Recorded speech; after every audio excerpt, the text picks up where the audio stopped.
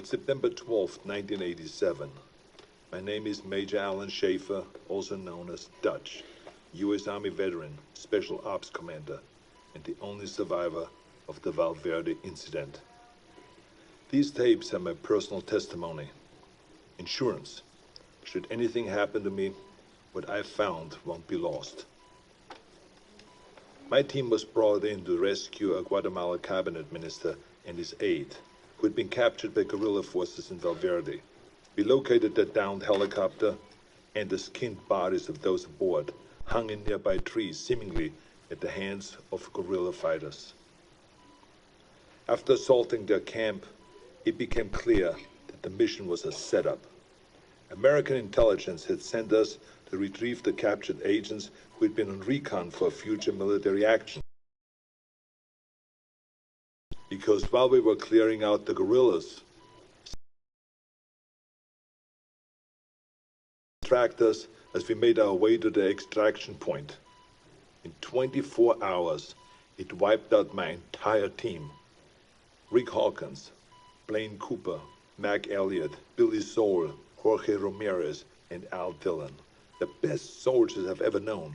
Men I trusted with my life were butchered like animals. It was a nightmare. We walked in with guns, but it was a pitiless hunter. I waited, I watched, and when I understood it, when I saw how it hunted, I killed it. As it lay dying, in a final fuck you, it activated an explosive device. I barely escaped that blast. My radiation...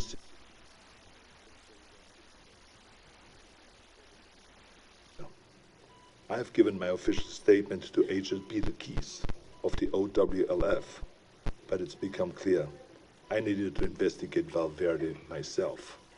Keyes was thorough, but he asked all the wrong questions. I mean, we have proof of alien life, but that life sees us as game. It's an alien whose first contact with humanity was to hunt us for sport.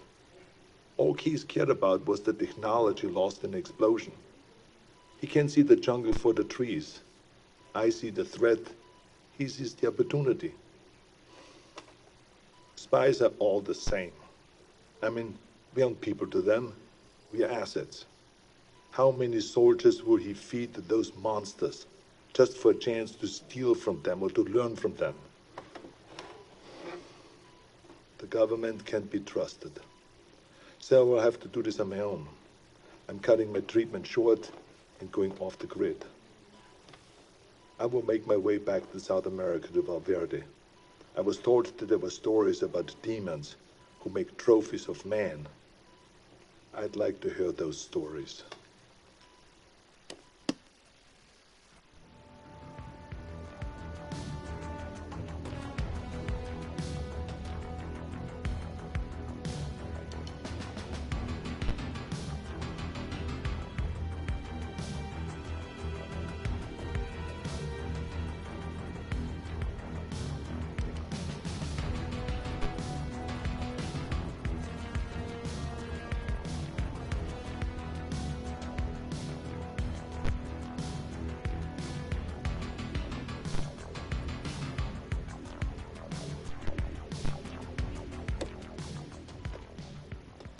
It's September 12th, 1987. My name is Major Alan Schaefer, also known as Dutch, U.S. Army veteran, Special Ops Commander, and the only survivor of the Valverde incident. April 8th, 1991. I'm not dead yet. I'll admit, I regret not curing my radiation sickness before I left. It made leaving the country difficult.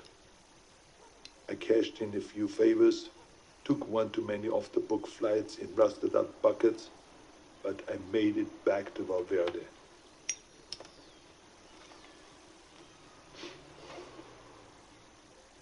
The area was on lockdown, sealed by American intelligence for study.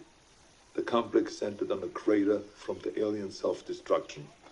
I found the scientists slumming in a local bar.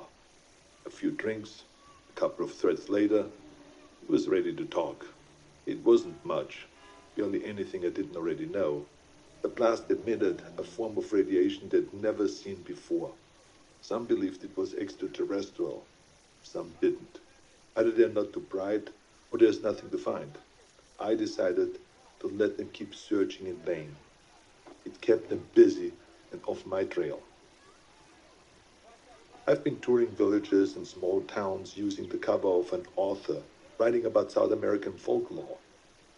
I don't know if any of them bought in, but they took my money and told their stories. The closer they were to the jungle, the more stories of devils in the trees. Some were bullshit, made up on the spot, but some carried consistencies that I couldn't ignore.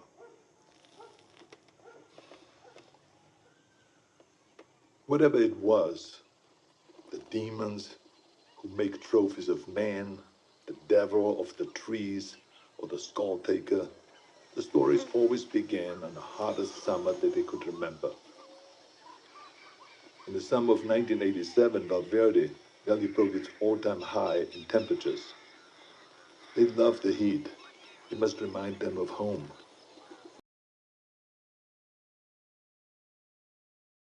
The truth of the stories. Proud warriors skinned and hanged, skulls and spines ripped from their bodies. Maybe it was obvious from the beginning, but it wasn't until I heard the stories that I truly accepted the purpose of these mutilations. I mean, they're taking trophies. They travel impassable distances to hunt us, skin us, and mount us over some alien fireplace on another world. It would be disgusting if it weren't so familiar. Where do I go now? It's been on my mind all year. The takeaway from all this intel is that they've been doing this for decades, centuries maybe. They're coming back, and I need to be there when they do.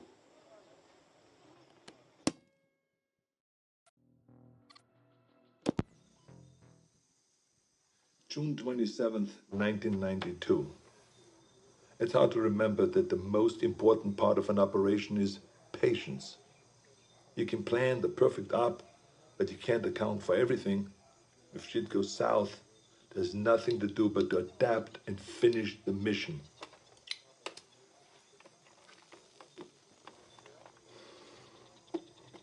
Sometimes you just get lucky. I was in the dock, 10 clicks downriver from the Valverde border, figuring out my next move. I was ready to pack it in. I mean, I thought that I learned everything that I could, that there was nothing left for me to find. The OWLF had abandoned the detonation site a year ago, and I thought that they already shipped back to America. That's when I saw Agent Peter Keyes tie his skiff to the dock. I mean, I haven't seen Keyes since I gave my official statement to him. It was impossible, but there he was with three of his buddies. All agents. I mean, the clean, tidy outfits give them away all the time. I mean, they don't want to get down in the dirt, you see. That's what they pay soldiers to do. Keyes walked up, looked right at me,